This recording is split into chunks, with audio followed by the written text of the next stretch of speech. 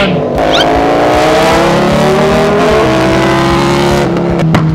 Para New Year, puputok-putok pa. Ay. Oo, 1,000.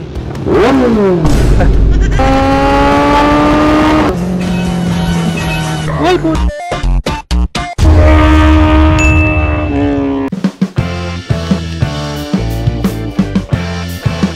Boots natin, Elevate riding boots. At it's actually a racing boots kasi may slider siya dito. And then, ito yung mga helmets natin. Pili tayo ng helmet. Siyempre, alam niyo naman, tamad tayo pumili ng helmet. Ito na gagamitin natin. Covered drift kasi. Ito yung meron ng mounting ng helmet. Siyempre, merong intercom. At bago yan, suit muna tayong jacket. SEC riding jacket. Ante, parang pang daily riding jacket. Manipis lang siya, pero padded. May padding dito, padding sa elbow. Itong nagustuhan ko rito is maganda yung kanyang fitting. Slim fit yata tawag dito.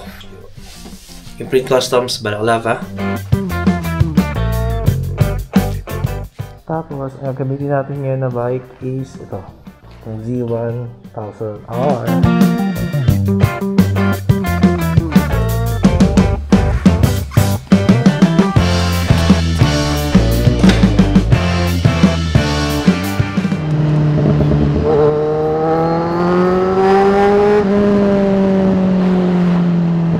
Hi mga katingin, nandito tayo ngayon sa Shell Boso-Boso sa Tanay Rizal.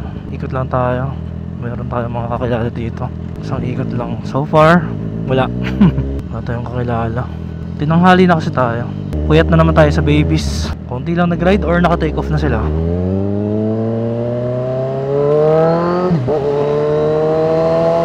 So mas pinili ko mag-naked ngayong araw para mas relax ako sa biyahe.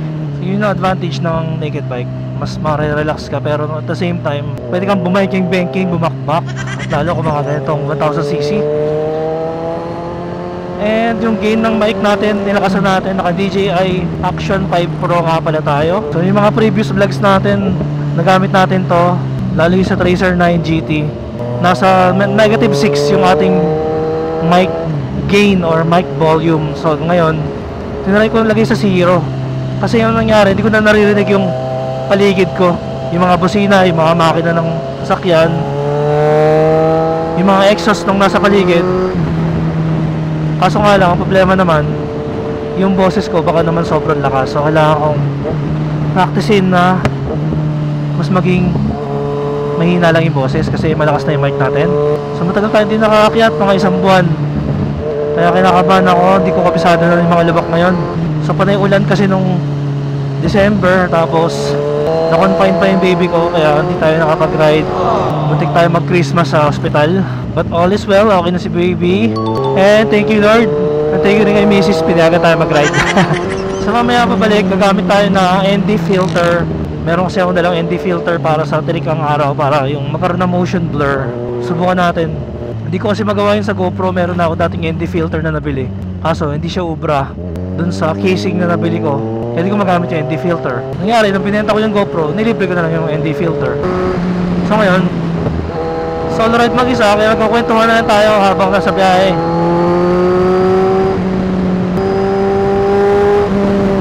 And yung feeling na naka-naked bike, parang lang naka-scooter or sniper, walang kapagod-pagod, di ba? Ito, may mga nag-U-turn dito. Yan yung mga delikado rito eh.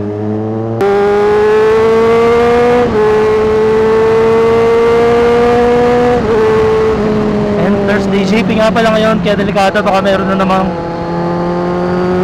yung mga nagbubuhos ng ano, no? Nagbubuhos ng oil. Sana wala. So chill ride. Ride at your own pace lang tayo. Uy, yun na. Parang may nakikita ako mga ano ha. Ah, hindi. Pala mga naka-GS. Shoutout sa tropa ng nakasabay natin ha. Dito lang tayo sa kanan.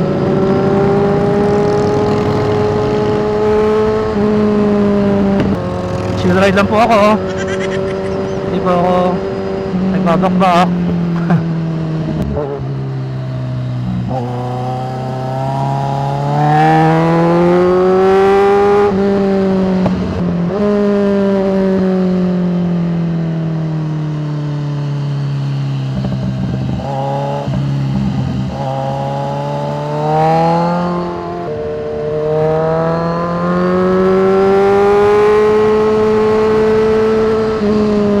tambay. Maga pa. Woo! Sakit sa ulo. Sakit sa ulo ko. Sobra ingay. Uy, buhangin. Buhangin na naman. Ang dami. Oh my god, ang dami buhangin. Kaya lang, matalas ang mata mo dito. Makita mo yung mga buhangin, no?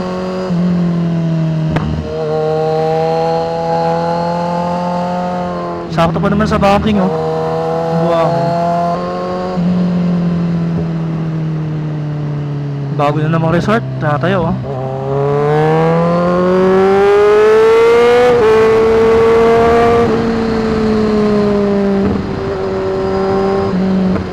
Siguro compare ko sa ZX4R tsaka ZX6R kasi syempre iba yung 1000 talaga, mas mabigat eh, mas front heavy kasi laki ng makina eh.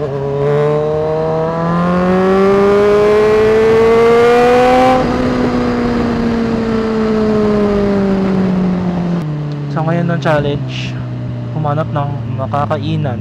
Nalipat na yung Cafe Natividad, nalipat na dun, no? Nalipat na dating yun eh. Tanay Viewpoint. Nakuha na ng Cafe Natividad. So wala na yung Cafe Natividad dito. Dito kasi usually yung kinakainan natin eh. Pero dito meron pa rin, no? So dito na lang tayo kasi wala naman tayo masyadong alam na kainan, di ba? Ay ko. Nakakagulat talaga yung bilang kabig tapos nag-lock yung manibela mo. Ito talaga yung pinakadelikado sa big bike. Biglang di mo tansyado nag-lock tapos napapreno ka. Ganda ng parking, may pubong. Ay, may puno. So yun, tinry ko kasi mag-eksperimento. Minsan napupunta ako sa lugar na hindi masapang kainan. So siguro wag na tayo mag-eksperimento. Dito na lang tayo. Kasi pag may tropa, yayis tayo. Pag wala, Cafe Natividad. Minsan kabisat, ganyan. Doon po sa mga interesado, gusto malaman kung ano yung ating vlogging setup for 2025. Ito gamit natin ngayon, Carberg Drift Evo version 1. So meron na tayong version 2, kaya lang wala pa tayong chin mount. Ito kasi meron na siyang chin mount. 3D printed chin mount by Hank Additives. Chin mount by Hank. And then nag-upgrade na tayo ng camera, DJI Osmo Action 5 na gamit natin. So maganda rito, smaller and lighter sa setup natin previously, GoPro Hero 11. Tapos mas maliit din to compare sa Insta360 na Ace Pro 2. Pero good ang low light niya. Tapos meron siyang mic gain. Tapos kita nyo naman, direct na siya sa mic. Wala siyang mic adapter, so talagang mas maliit yung setup niya. Maganda nun, mas magaan, less yung kanyang tama sa hangin, mas aerodynamic ganyan, ganyan. Sobrang liit lang. So di ko na ngayon pansin yung helmet ko nagiging front heavy unlike before. Yung daylight na lakas niya, hindi naman nagkakalayo sa Hero 11. Sabi nila GoPro pa rin daw kapag sa tirikang araw. Pero tignan natin, malalaman natin mamaya pag uwi. Ito meron tayong ND filter. So ang purpose na ND filter para pwede tayo mag manual exposure. Ibaba ang shutter speed para magkaroon ng motion blur. So ito ilalagay lang natin to. Ang pinili ko nga pala is ito, ND32. Ang tatak niya JSR yung brand. Atat niya tayo. Nakadukati. BMWS 1000RR. Okay, so ito na gagawin dito. Ilalagay lang siya dyan. Lang siya, salpak lang siya ganyan. So purpose niyan is didilim yung exposure para mababa natin yung shutter speed at mag-introduce ng motion blur. Yung nasa gilid, gaganon-ganon yan. So tingnan natin kung anong magiging effect niyan. So right now I'm happy with my setup. Ang kinain nga pala natin, nagkape tayo, tsaka waffle and sausage and egg. And hindi ko na naubos yung waffle, ang dami. Nagsama na kasi ako sa rice and mga tapsilog. Lagi tayong tapsilog eh. Pero na-miss ko yung tropa. So soon, kita-kit sana maka-ride ulit with tropa. Sa ngayon, solo chill ride and ito, explore natin tong ating ND filter and Osmo Action 5 mamaya. Downhill. Mic na gamit natin. Dami nagtatanong ano yung mic na gamit ko. Ito, ikutin natin. Ayan, gamit kong mic is Purple Panda. Purple Panda yan. Tapos yung adapter ko, Rocurrent pala. Nabili ko kaya Racing Boy. So kasi siya 3.5 to Type-C. Rekta na siya sa TRRS kasi ito TRRS to, itong Purple Panda, yung tatlong guhit na pang cellphone. Tapos naglagay ako sa Purple Panda mic natin ng ito, Dead Cat, yung mabalahibo. Ganyan lang siya, parang hindi siya masyadong ma-wind noise. Kasama yan sa Purple Panda pag bumili ka ng Purple Panda. Online like sa Shopee ng Dead Cat. Pero yun, medyo mahal na ngayon yung Purple Panda, dati mura pa. Yan, 3 plus na siya ngayon, dati 2 plus lang bili ko. Pero sulit. At ang napansin ko sa audio, mas naging crispy simula nung gumamit na ako nitong Racing Boy adapter kesa yung dating GoPro mic adapter ko na ginamit ako ng generic na 3.5 to Type-C. Mas maganda siya ngayon. Bukod sa na-upgrade na yung video quality natin, pati yung audio quality na-upgrade. And lagi na tayo naka 4K 60 frames per second. So yun, let's see. And comment down below kung ano masasabi nyo sa ating bagong vlogging setup for 2025. And sana nagbibigyan ko kayo ng idea doon sa mga gustong mag-vlog or gustong subukan mag-vlog or gustong i-upgrade yung system nila. So ito yung gamit natin. So dito tayo sa parking ng Cafe Natividad. Eh nakilala natin yung mga grupo ng Vespa Club. Shoutout sa mga naka-Vespa. Eh dito yung gamit natin, no? Z1000R, naka dual exit SC, dual pipe. Cut delete na. Tapos may mga accessories na yan, engine guard, slider. Syempre pag Z1000R naka Brembo. Tapos naka all-ins. So ito, mataas yung matigas yung settings natin. Layo pa pala, yung patigas eh. Pinakilaman natin yung settings ha. Hindi ko na alam. Hindi ko na alam yung niya. Settings niya. Lagyan sa 1, 2, 3, 4, 5. So nasa 5 tayo. Yan 5. Gitna lang. Masyado matagtag eh. Pagka magaan lang kasi tayo. So nasa 5 clicks na preload. Uwi na rin pala sila. Yun, shoutout, too slow. Okay, let's go. So ngayon gumamit tayo ng ND filter. And napakadilim ng ND filter natin ngayon kasi makulimlim. Ito yung gamit nating bike. So okay lang naman na mag-underexpose tayo kaysa mag-over. Kasi pag nag-overexpose ka, ang hirap na bawiin. Pero itong pag nag-under ka ng konti, kaya naman siyang bawiin. Anyway, let's go. Diretso tayo ng QC.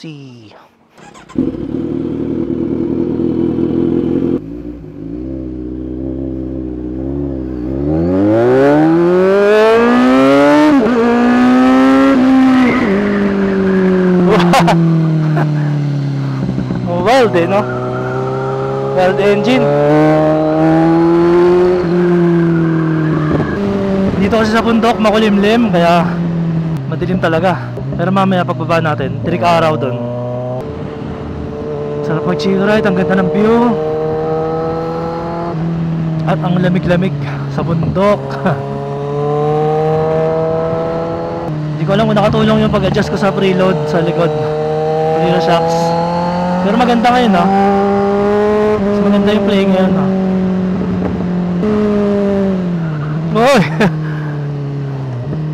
Nakaliwa pala si kuya.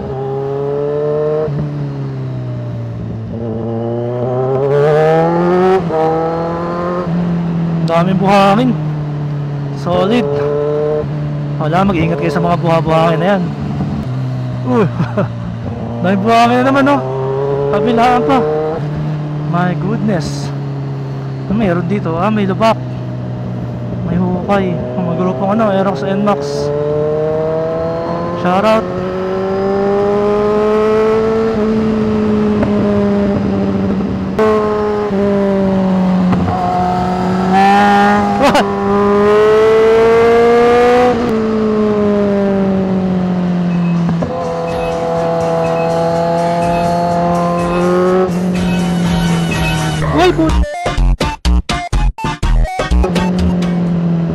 Uy, put.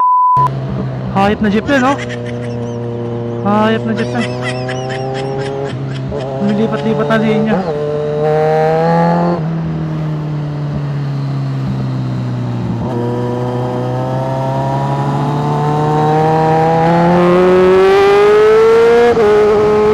Hayop. Na jeep yung bilang kumat. Ay! Hindi tumitingin sa likod. Nabahan ako doon.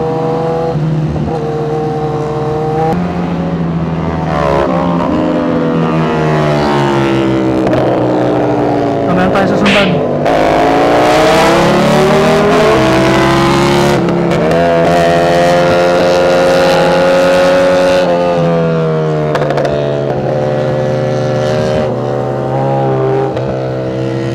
Buhangin ah.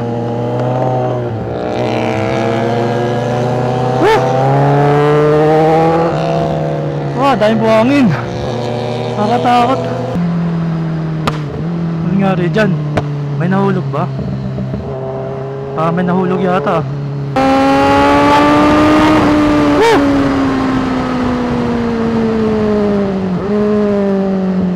Inuhaw ako. Grabe tong C1000R. Napaka solid, no? So yun, medyo madilim yung settings natin kanina. Negative 2 exposure value. Tingnan natin ngayon. Ano tayo? 60 frames per second, 4K 60, tapos na gano'n tayo. 200 ISO. Buka natin. Dilim eh. Kala ko liliwanag eh.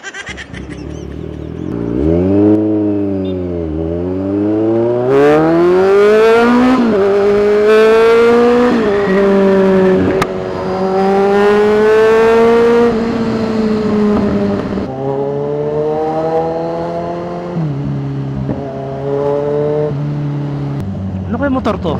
Kakaiba eh, no? Laki ng likod eh. Kala mo Aprilia eh, pag sa likod. Oh, sport bike pala siya.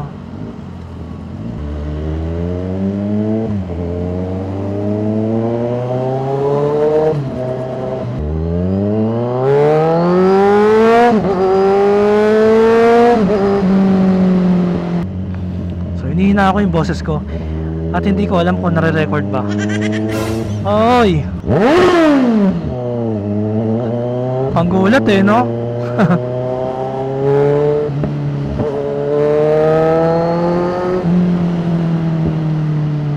Biglang tawid tapos pupunta lang pala sa gilid. Wala naman siyang tatawiran.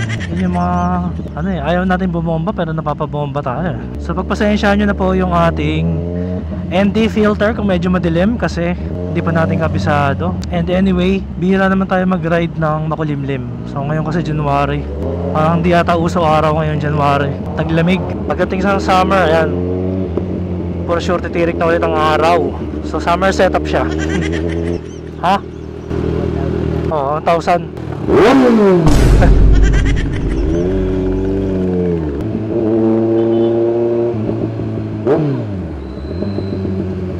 Doon pa daw eh. Galing, makulimlim talaga siya. Cloudy, super cloudy. Di talaga umaraw, no? Nanadya dun sa natin, ha? ND32. Nanadya eh, no?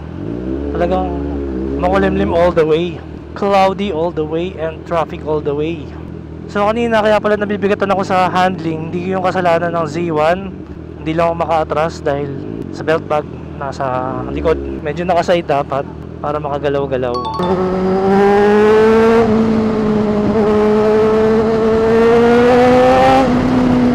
Nakapiga din. Para New Year, puputok-putok pa.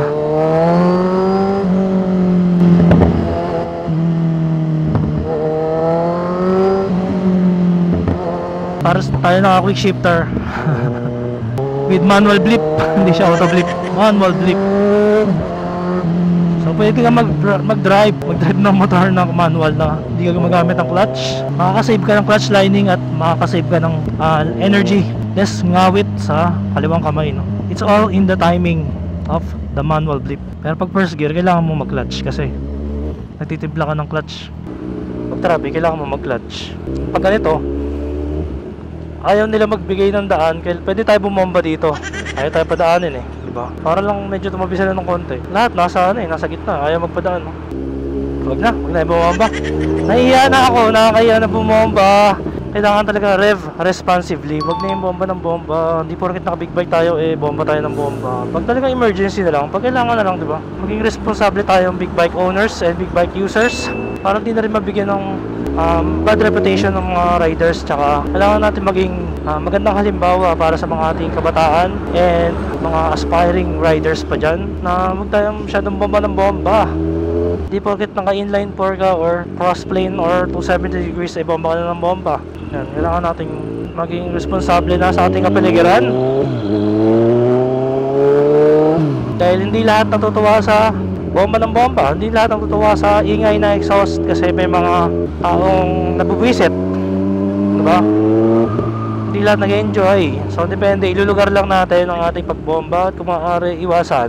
Ako nga minsan pag may sumisigaw ng bomba, nahiya na ako eh. Yes.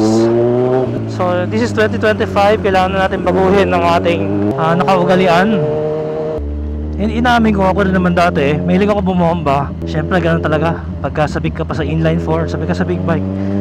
So na-realize ko nung nag-matured na ako, and sa katagalan na paggamit at pag-own ng big bike, kailangan talaga natin maging responsible na nagkaroon ako na realization na maging sensible sa ating paligid.